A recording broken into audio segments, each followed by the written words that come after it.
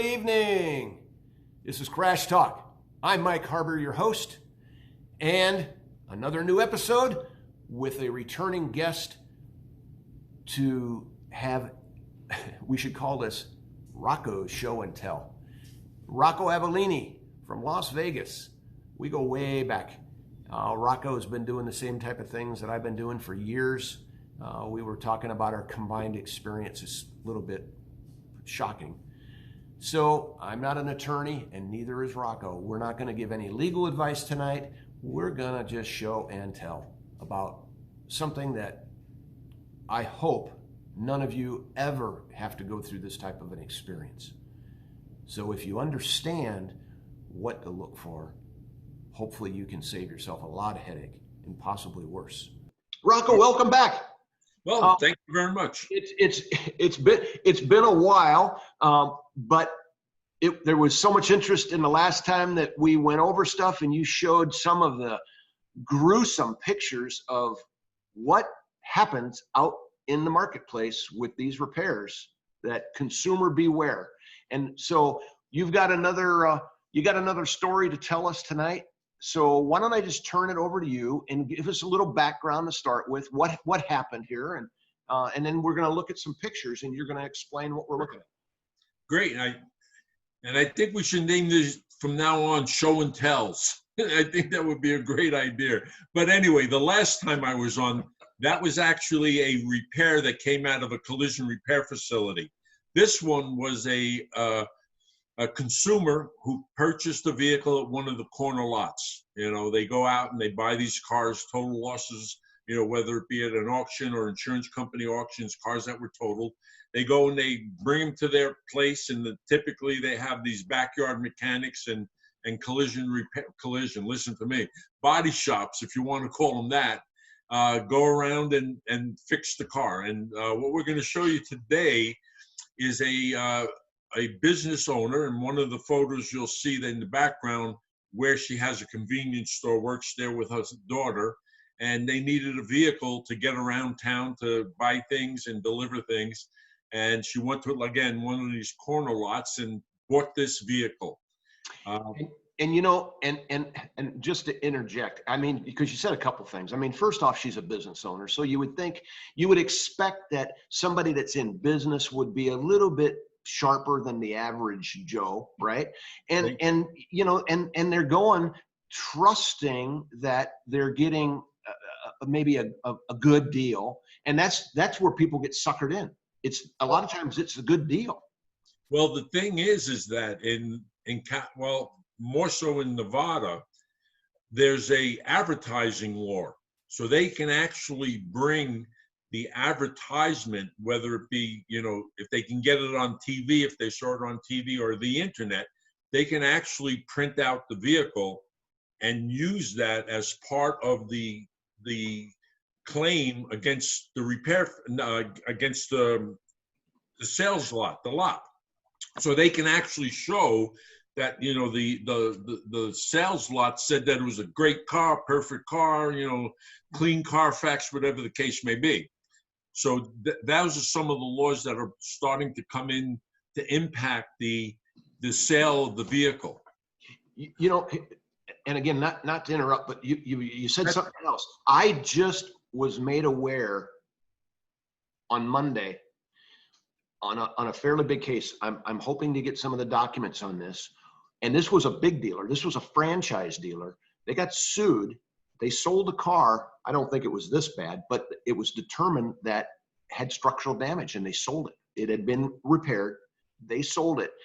And the dealership went back to Carfax and had Carfax change the Carfax document. It came out in trial. So buyer beware. A Carfax doesn't, that's not the gospel. That's not your ticket out. Well, so, a couple of things on Carfax. Are you telling me that the Carfax read structural damage and they went back and had Carfax change that? Yep. Ouch. I'm supposed to be getting the documents. Ouch. Well, I know it can be changed, but as we know, Carfax only gets 28 to 30% of the accident information. I think we covered this the last time. because insurance companies won't, they'll give the total loss information away, but not the repair information, because they don't want to be liable for anything that may come out in court, like, hey, you know what? The manufacturer says that you were supposed to, repair the car in this fashion, but, you didn't, because here's your estimate, Yes. So Okay. Well, we start talking, and I think between you and I, we probably got close to, wow, almost scary, getting close to a decade. Is it a decade? No, a century of half a century at least. Well, all right. Let's get back to our show. I fixed my first car in 1969, so I got 50 years on my own. Yeah, I got, I think, 35. So yeah. There you go. Wow. All right. Anyway, so back to show and tell. So this woman went out and purchased this car, and these photos that we're going to show today is exactly how she picked the car up from the lot. The car was only a month old. The lights on the dashboard started flashing, and she brought it to a mechanic.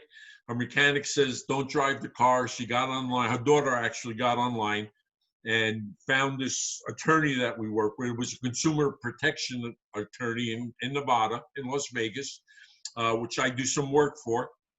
They called me, and I went out to look at this vehicle. I took a couple of hundred pictures, but these are the most telling pictures and I'm going to try to explain, but everything that we're going to look at today are structural components that will never react the way they're supposed to in another front-end collision.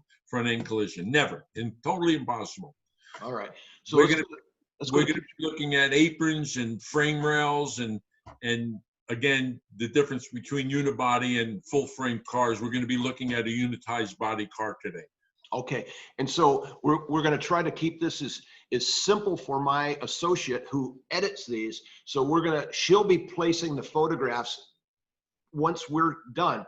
But Rocco's going to explain. So photograph number 1, why don't you go ahead and put that one up?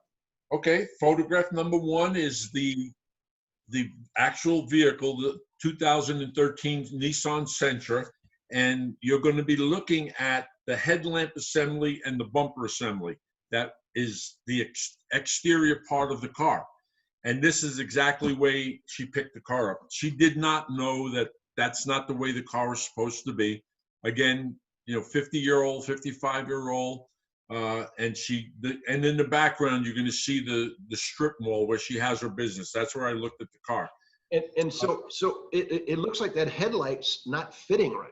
And no, not even close. I mean, you're probably looking at 15 millimeters off on the headlamp, probably the same on the bumper. Wow. So that's what you're looking at. Again, the unknowing novice consumer, many of them do not know what they're looking for or what they're looking at. So obviously the price must have been right. They were in need of the vehicle, of a vehicle to work in their store. Sure. And this is what they picked out. So this is the way, again, this was only a month after they purchased the car. And this is exactly when I questioned her, actually the daughter. When I questioned the daughter, she said, nothing else has happened to this car. The lights started going on. We brought it to the mechanic, so we kind of didn't use the car until it got to the point where they couldn't use the car anymore. The wouldn't start and didn't run right. So again, this is with the way they looked at the car. They picked up the car, I'm sorry. So when we go to the next photograph, because the damage that I was looking at was to the right front of the car, I started photographing the right front inner structure of the car. And what we're looking at here in this photograph is the apron, which is a structural component, the strut tower, again, which is a structural component of the vehicle. And if you look at the center of the picture, you'll see a white line there. It basically, what you're looking at here is, instead of replacing the apron, a structural part of the car, they filled it with Bondo. And under the pressure of the driving of the car, the Bondo cracked. And that's what we're looking at right there.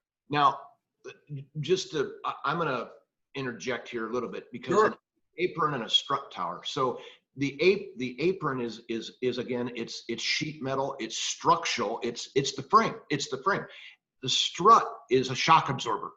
They call Well, it struts now. that's where the shock absorber is mounts position into. If you look at the circle on the very top of the box, where the bolt is sticking out, that's the actual strut. Now understand that strut goes down into the suspension and engine cradle, which holds, probably 1,000 pounds of weight between the transmission, the axles, the struts, the springs.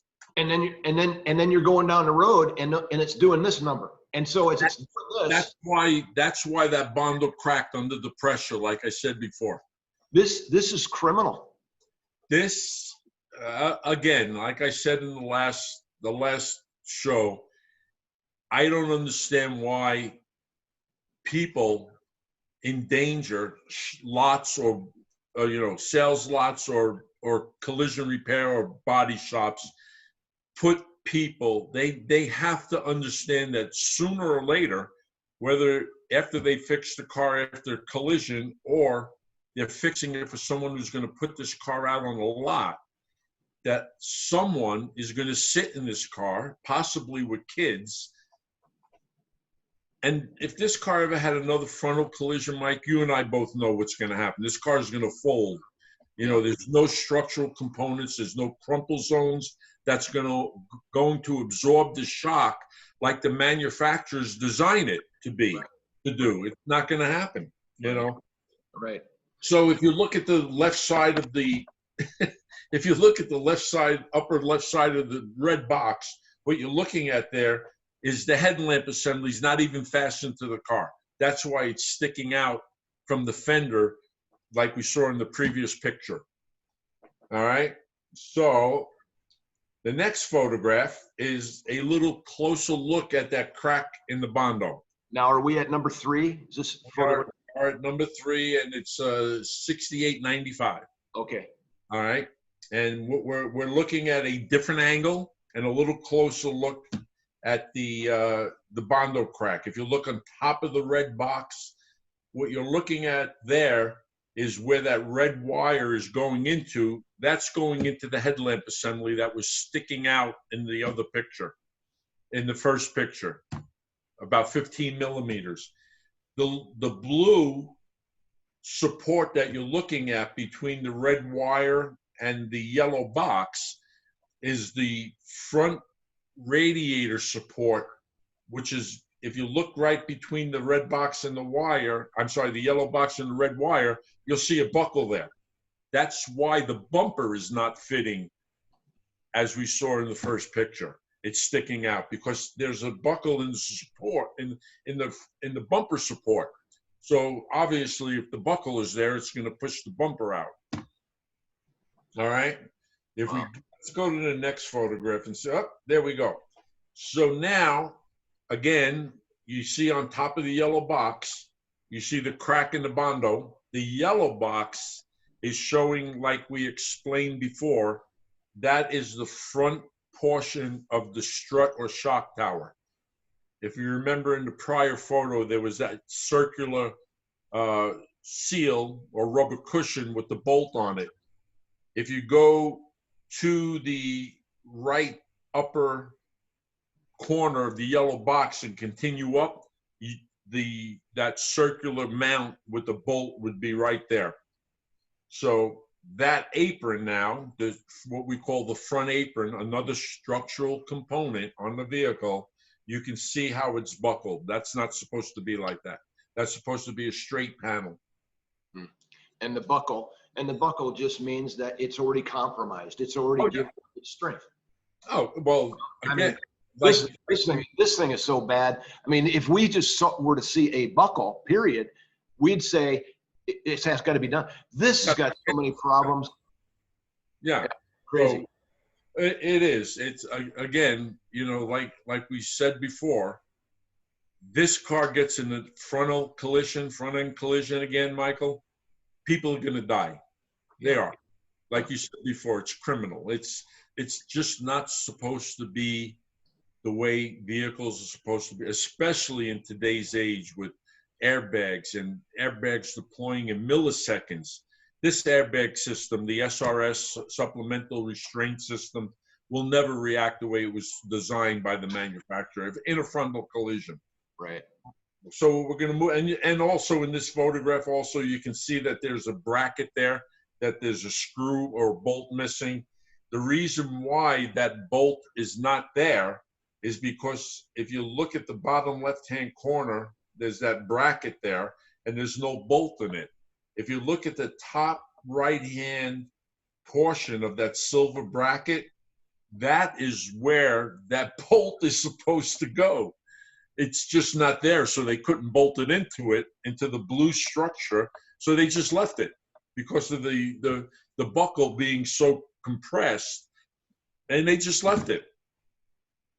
Wow. That bracket is for the electrical wiring harness on the vehicle. It's just flapping around in the engine compartment. Unbelievable.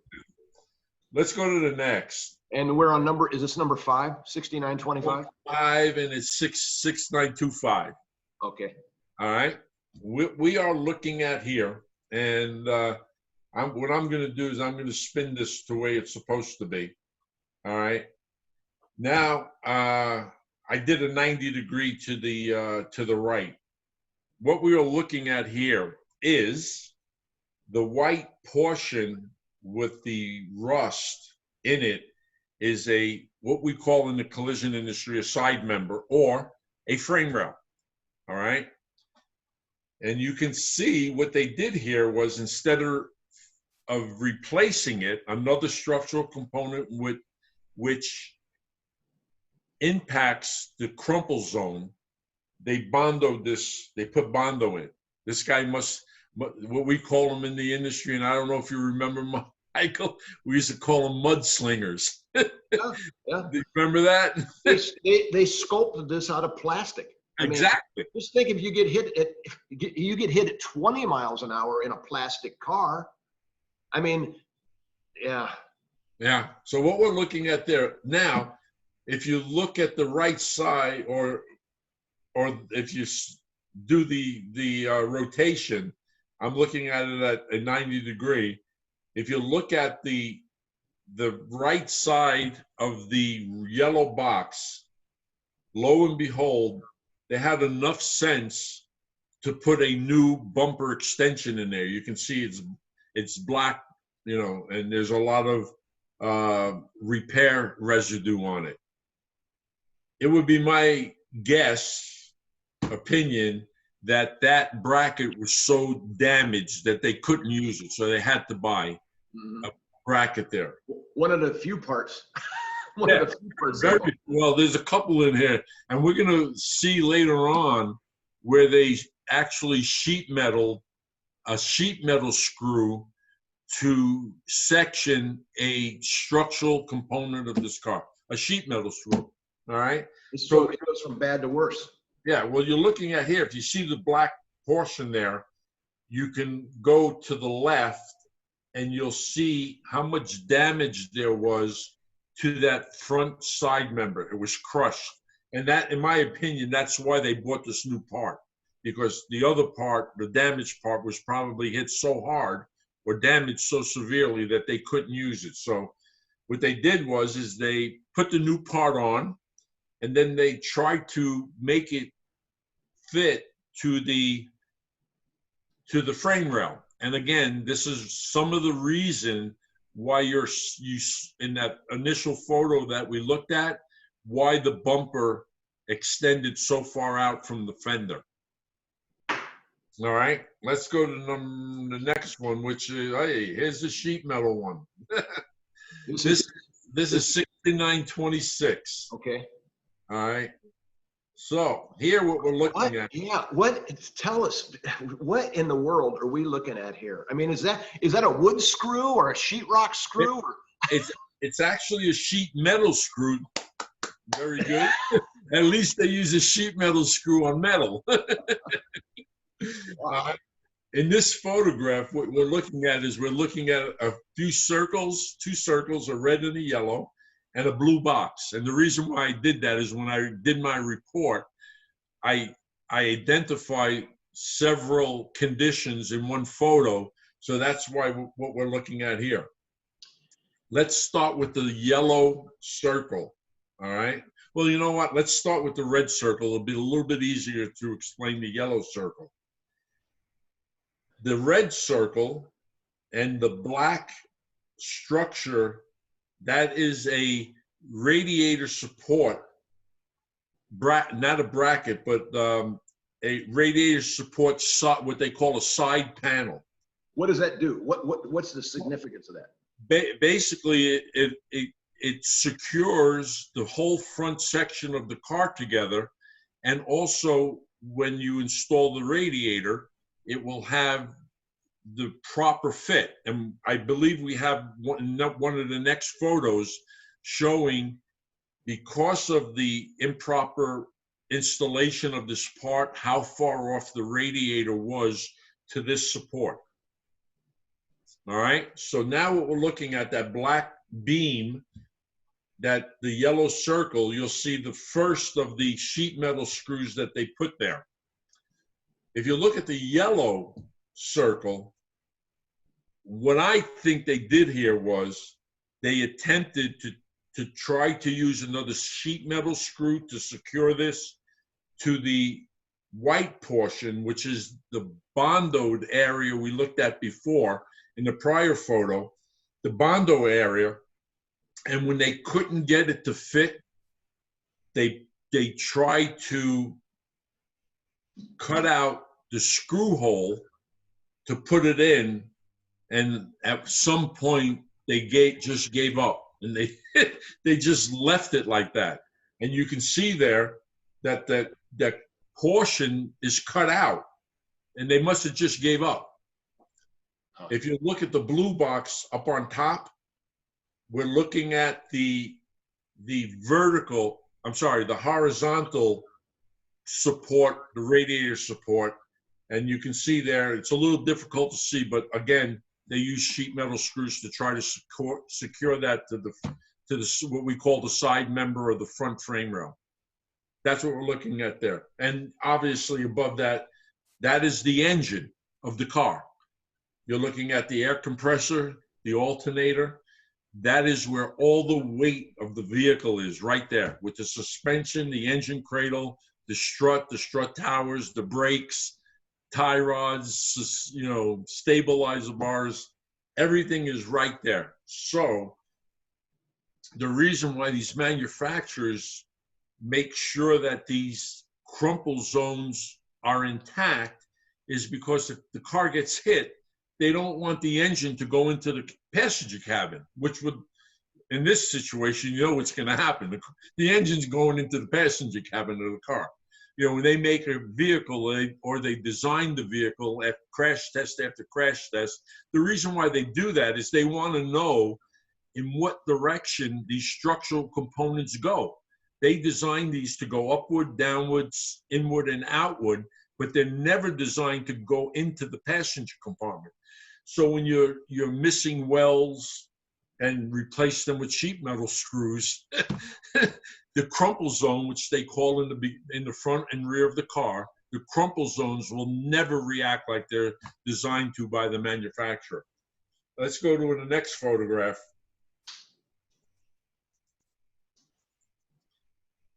Hold on. All right, there we go. 6949? 6949, right? Exactly.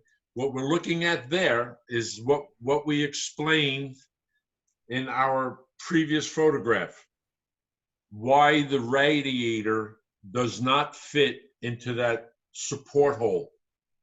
That's how far off the unibody on the front of this car is. They're supposed to be in that circle. You'll see a pin. That's the radiator. It's supposed to fit in that circular hole with a rubber cushion so it doesn't vibrate while the car is driving. So the unibody that they put back together, or attempted to put back together, was so far off that the radiator didn't fit on the car, so they just left it. That's again, the fit to the vehicle, again, why the headlamp and the front bumper didn't fit in the first picture that we looked at. And connecting the dots. I mean, it's interesting. I'm thinking as you're going through this, when I was younger, I was more of a mechanic than a body man. And being around mechanics don't deal with this type of stuff. Now, when it's this egregious, obviously somebody says, wait a second. But understanding the significance of all of this stuff and the fit, and we've talked about crush zones and airbag deployment. We keep talking about those things. But when you start seeing this radiator not fitting that bad, that far off, I mean, because you'd say, well, what's the big deal? Just, it's sitting off a little ways. But when you start looking at what the significance of that and what does that really mean, it means that this thing's a death trap. Well, not only that, the car's never going to steer right in wet weather. It'll never track properly on the roads. The other thing that, and I just want to interject a little bit about mechanics and collision repair. I was involved in a case whereas they talked about labor rates on, difference between mechanical and collision labor rates. Nothing against mechanics, but if you have a new car and you take it to a dealer or whatever to have the vehicle repaired, you're going to pay upwards of $100, $125, depending on the city or the kind of car. Right. An hour. Sorry, you're right. An hour. Right. If you look at it, if just the next time, I guess the best thing I can say is the next time someone goes to a collision repair facility, look at the labor rate. It's anywhere between, depending the city, anywhere between, I've seen them in today, 2020, in the city of Los Angeles, as low as $40 an hour and as high as $52 an hour, as compared to the $100 to $125. Los Angeles, downtown Mercedes area, Lexa, you're paying $1.75 an hour to get your car fixed. Right. The significance of that is in a mechanical repair, you're bolting on and bolting off. If you need brakes, you take the caliper off, you put the brakes, insert the brake pads, you bolt it back on. When you're dealing with collision repairs and you need to repair structural components, you need to make sure the corrosion protection's right. You need to make sure that the body is within specifications of mechanics. You need to make sure that you're using the proper welding procedures, and on and on and on. It is a much more difficult repair. It's an art. It's an art. It's an art. It is. It is. And I don't know if many people know this, but the collision repair industry started from blacksmiths. Yeah. They went into coach makers in the early 1900s. GM and Ford and Chrysler were building the engines and the chassis, and they'd take them to coach makers to build the coach on top of it. Yeah. Now now those coach makers are collision repair technicians. That's how. I'm glad you brought that up, and that because that is the evolution of the collision industry. Yeah. They were blacksmiths. They were blacksmiths, then to coach makers, and then in the 60s you were not around. But I learned from an old timer who taught me how to do metal work. Bondo didn't happen, but you're talking about 60 cars when, the sheet metal was thick. Now they're, and instead of Bondo, I mean, you'd straighten metal and you would use lead. Right, exactly what he did. Exactly. Yeah. That's how I learned, but it didn't last long because I was at the end of the, the hammering and dolly and lead era. They were, I remember the first place I worked and they'd bring in cases of Bono. They'd stack them 10 cases high. Wow. Yeah, really. Well, let's go ahead. You got one more photo, and I think this one, if I recall, tell us what this one is. All right, this is the opposite side of the frame rail that we looked at before. So now we're looking at the left side frame rail. Again, they used the new part. You can see the label on the bottom of the part. And in this case, you can see where that new part meets the frame rail. If you look at the front of the frame rail, you can see that it's actually pulled out a little bit. My guess is that they had to do that in order to get somewhat of an alignment on the front end parts of the car, such as the bumper reinforcement, absorbers, things like that. And if you look at the right side, you'll see again a couple more sheet metal screws. At least they were consistent, Mike, in using sheet metal screws. Oh my gosh. Yes. And again, how did this? I'm hoping the person that sold that car is in jail. What happened?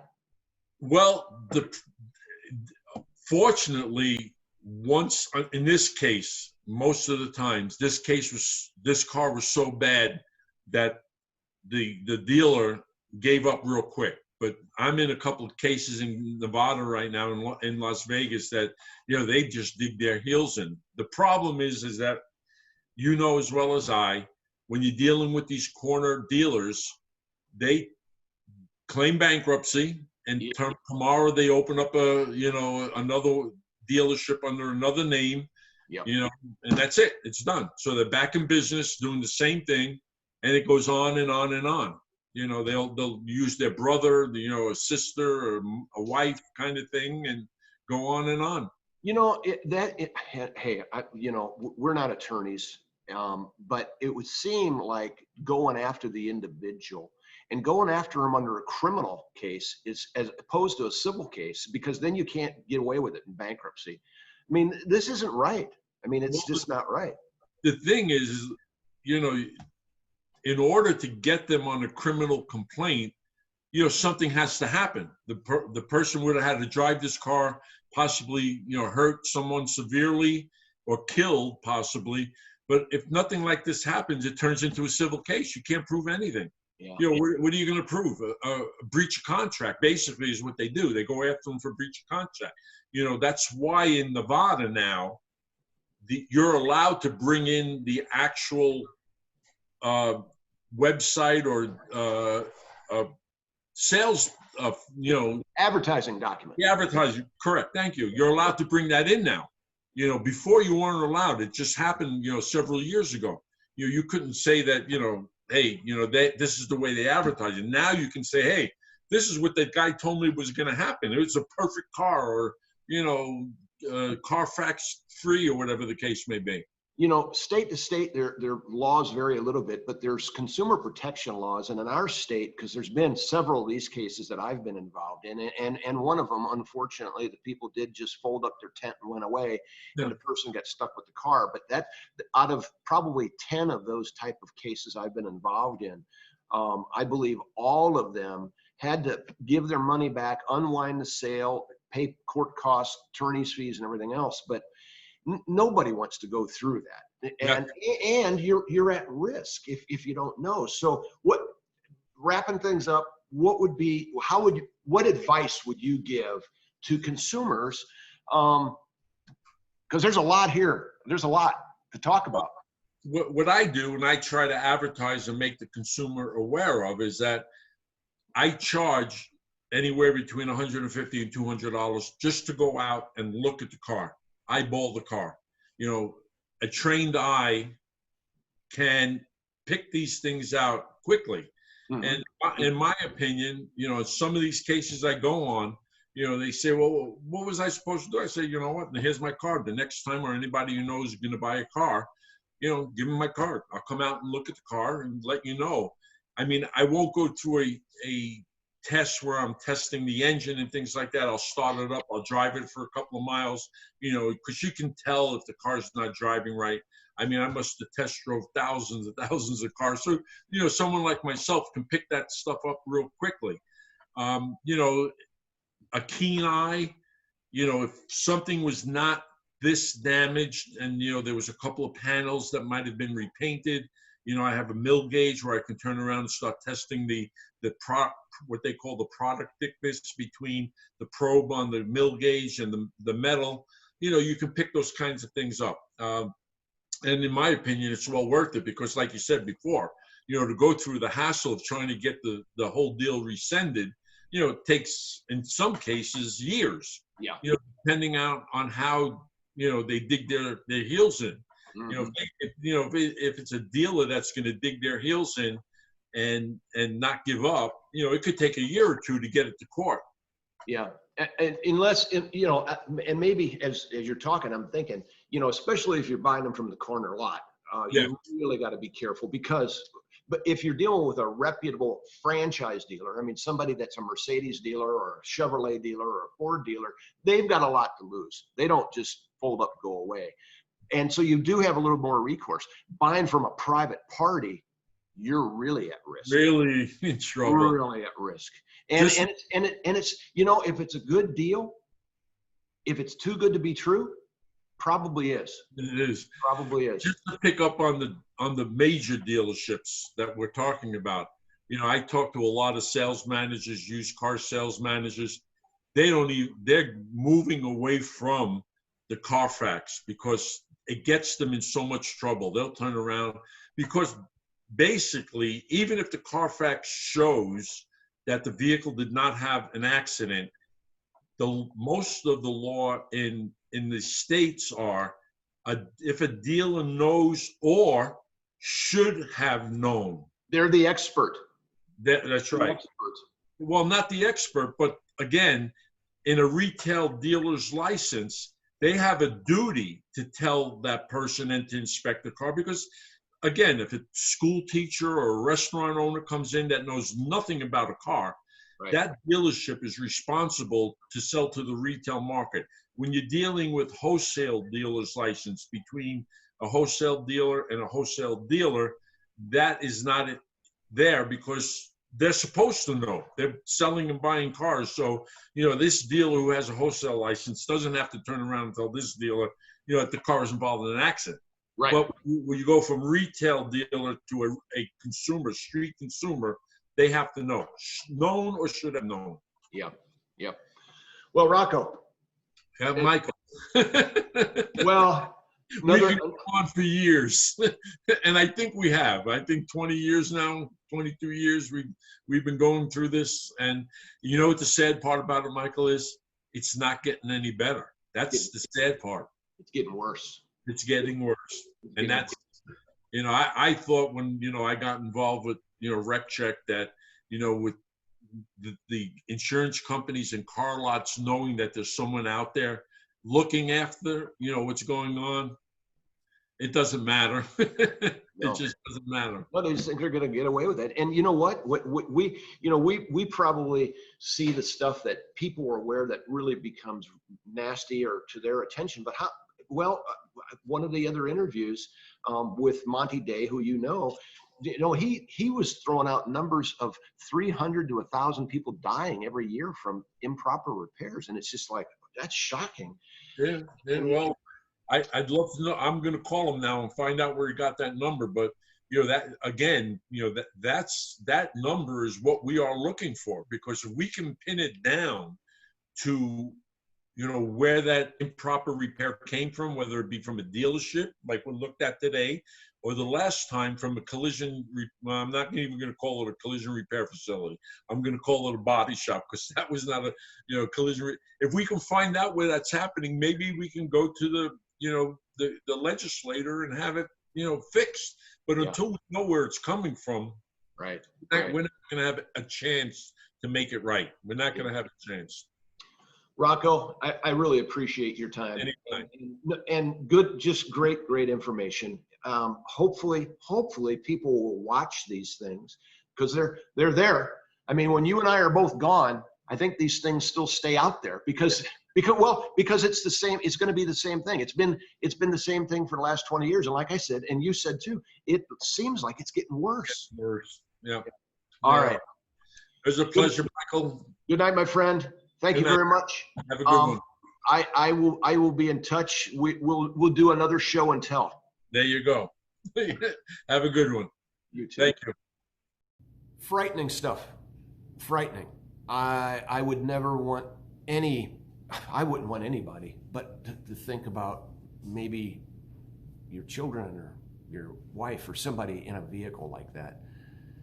And what could happen if you're in another accident? That's, like I've said, I think this is criminal, and I think there needs to be some change in these laws. In other countries, they don't even allow vehicles that are a total loss to be repaired and put back out on the road. In Europe, they require them to be dismantled. And maybe that needs to happen here, except there's a lot of money in it. And we know what happens with that. So anyway, let us know. Did you like the show? Did you not like the show? Subscribe so we know if we've got a following, if there's people that are interested in this. Anyway, I know, I got to say it again. Wear your mask. I hope soon we don't have to keep talking about that. Keep your distance. Stay safe. We'll see you same time, same place. This has been Crash Talk. Good night.